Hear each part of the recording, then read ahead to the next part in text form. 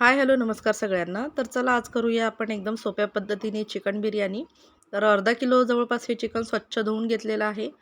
त्यामध्ये एक अर्धी वाटी आपल्याला फ्रेश दही यामध्ये ॲड करायचं आहे. त्यानंतर एक छोटा चमचा हळद ॲड करायची. आपण याला मॅरिनेट करत आहोत. हळद घातल्यानंतर चवीनुसार मीठ घालून घेऊया आणि जवळपास 1 ते 1.5 टेबलस्पून आपल्याला आलं लसणाची पेस्ट यामध्ये ॲड करायची आहे. आता याला व्यवस्थित मिक्सअप करून आपण याला 2 ते 3 तासाची रेस्ट देऊया, मॅरिनेट करून घेऊया. आपल्याकडे वेळ असेल तर ओव्हरनाईट मॅरिनेट केलं चालेल. तर आता 2 ते 3 तासानंतर आपण याला तडका देऊया. त्यासाठी बघा तेल गरम करायला ठेवलेलं आहे. एक मीडियम साईज कांदा चॉप करून घ्यायचा आहे आणि त्याला फ्राय करून घ्यायचा आहे. अगदी लालसर करायचं नाही आपल्याला, थोडंसं सॉफ्ट करून घ्यायचं आहे. कांदा फ्राय झाल्यानंतर आता आपण यामध्ये थोडासा कोथिंबीर घालणार आहोत बारीक चिरून. यालासुद्धा व्यवस्थित मिक्सअप करून घ्यायचं आहे. आणि आता आपण मॅरिनेट केलेलं जे चिकन आहे तर ते यामध्ये ॲड करून घेऊया. पूर्ण ॲड करायचं आहे. त्याला थोडंसं पाणीसुद्धा सुटतं, ते सगळं त्यामध्ये ॲड करून घ्यायचं आहे. आणि आता याला व्यवस्थित मिक्सअप करून घेऊया. तर आपलं चिकन शिजतंय तोपर्यंत आपण इकडे मसाला तयार करून घेऊया. त्यासाठी बघा थोडंसं खोबरं घेतलेलं आहे. तर हे थोडंसं बारीक चिरून घेतलेलं आहे. थोडा कोथिंबीर घेतलेला आहे. खोबरं भाजलेलं वगैरे नाही आहे. त्यानंतर पुदिना घालायचा आहे आपल्याला.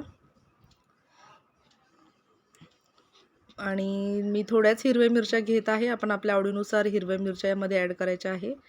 कारण की मुलंसुद्धा खातील, त्यामुळे मी कमी तिखट करत आहे. आणि थोडंसं पाणी घालून याची छान फाईन पेस्ट करून घ्यायची आहे आपल्याला. फाईन पेस्ट तयार झालेली आहे. चिकनसुद्धा आपलं जवळपास 70 ते 80% शिजलेलं आहे. आता हे बाजूला काढून घेतलेलं आहे. आपण याचं वाटीभर सूप वगैरेसुद्धा काढू शकता, छान टेस्ट लागते.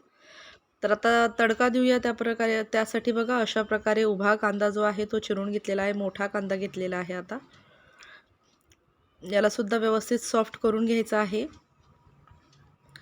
त्यानंतर आता यामध्ये आपण तूप घालणार आहोत. तूप घालायचं आहे यामध्ये 1 चमचा. तुपाने फार छान टेस्ट येते. आपण अवॉइडसुद्धा करू शकता आपल्याला जर नको असेल तर. कांदा छान सॉफ्ट होत आला की थोडीशी हळद घालायची आहे. आपण ऑलरेडी मॅरिनेशनमध्ये घातली होती. त्यानंतर आपण बारीक केलेली ही जी पेस्ट आहे, हिरवा मसाला, तो आता यामध्ये ॲड करून घेऊया. यालासुद्धा व्यवस्थित मिक्सअप करून घ्यायचं आहे. छान फ्राय करून घ्यायचं आहे, जेणेकरून मिरच्या ज्या आहेत त्याचा कच्चेपणा पूर्ण गेला पाहिजेत.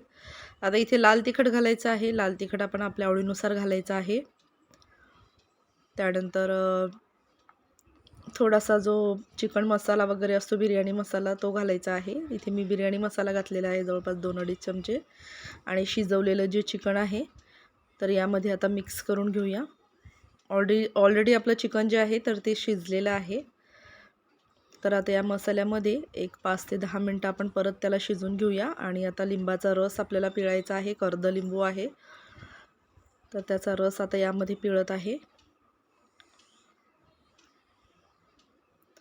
लिंबाचा रस घातल्यानंतर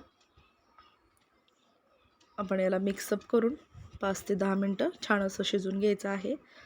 इकडे बिर्याणीचे तांदूळ मी एक अर्धा तास झाले भिजत घातले होते. आता त्यालासुद्धा आपण एक फोडणी देऊया. तांदूळ अर्धा तासापूर्वी भिजत घातलेले आहेत नॉर्मल पाण्यामध्ये. आणि आता हिरवी विलायची, 2-3 लवंगा यामध्ये तळून घ्यायच्या आहेत. त्यानंतर तेजपत्तासुद्धा घालायचा आहे. त्याला व्यवस्थित फ्राय करून घ्यायचं आहे. आणि आपले जे तांदूळ आहेत तर त्या ज्या पाण्यामध्ये आपण भिजत घातले होते त्या पाण्यासकट मी यामध्ये ॲड करत आहे. पाणी जास्त घालायचं नाही आपल्याला यामध्ये. तांदूळ स्वच्छ धुवून मगच भिजत घातले होते आणि आता ते पाण्यासकट ॲड केलेले आहे. तर त्याला व्यवस्थित मिक्सअप करून घेऊया. आणि गॅसची जी फ्लेम आहे तर ती मोठी करून आपल्याला याला थोडं शिजवून घ्यायचं आहे. थोडंसं लिंबूसुद्धा पिळून घेऊया आपण भातामध्ये. एक 60-70% आपण भात जो आहे तो शिजून घेतलेला आहे. इकडे बघा छान आपली भाजीसुद्धा तयार आहे. 1 वाटी ही सुद्धा ग्रेव्ही आपण बाजूला काढू शकता बिर्याणी बरोबर नंतर खाण्यासाठी. आणि इकडे आपल्या राईसला सुद्धा छान उकळी आलेली आहे. चवीनुसार मीठ घालून घ्यायचं आहे. मीठ बेताणीच घालायचं आहे, कारण की भाजीमध्ये आणि भातामध्ये मीठ जे आहे तर ते भाजीमध्ये मीठ असतं, त्यामुळे व्यवस्थित बेतानेच मीठ घालायचं आहे. आता छान उकळी आलेली आहे आपल्या राईसला. तर आता आपण जी भाजी आहे तर ती पूर्णतः यामध्ये ॲड करून घ्यायची आहे. लेयर वगैरे देत नाही आहे, डायरेक्टली आपण ही जी सोपी पद्धत आहे ती फॉलो करू शकता आणि अतिशय टेस्टी अशी ही बिर्याणी लागते, कारण की आपण राईसचं पाणी वगैरे काही काढलेलं नाही आहे. व्यवस्थित त्याला आता मिक्सअप करून घ्यायचं आहे आणि याला छान मंद आचेवरती आता शिजून घ्यायचं आहे. भात ऑलरेडी आपला 70-80% शिजत आलेला होता आणि भाजीसुद्धा बऱ्यापैकी शिजलेली होती. आता याला व्यवस्थित मिक्स करून घ्यायचं आहे. आता हे यूट्यूबवरती दाखवायचं आहे म्हणून याला थोडंसं आम्ही मोकळं ठेवलेलं आहे, नाहीतर आम्हाला गचकी बिर्याणी अशी जास्त आवडते. तर आता बघा बऱ्यापैकी पाणी त्याचं आटलेलं आहे. आता आपण तव्यावरती त्याला ठेवूया, कारण की थोडाफार जो शिजायचा राहिलेला आहे तर तो या स्टीममुळे होऊन जाईल आणि जेणेकरून आपली जी बिर्याणी आहे ती खालीसुद्धा लागणार नाही, म्हणून मी तवा ठेवला आहे मीडियम फ्लेमवरती. आणि बघा अशा प्रकारे आपली ही छान टेस्टी जी बिर्याणी आहे 5 ते 10 मिनटातच मग तयार होते. अशा प्रकारे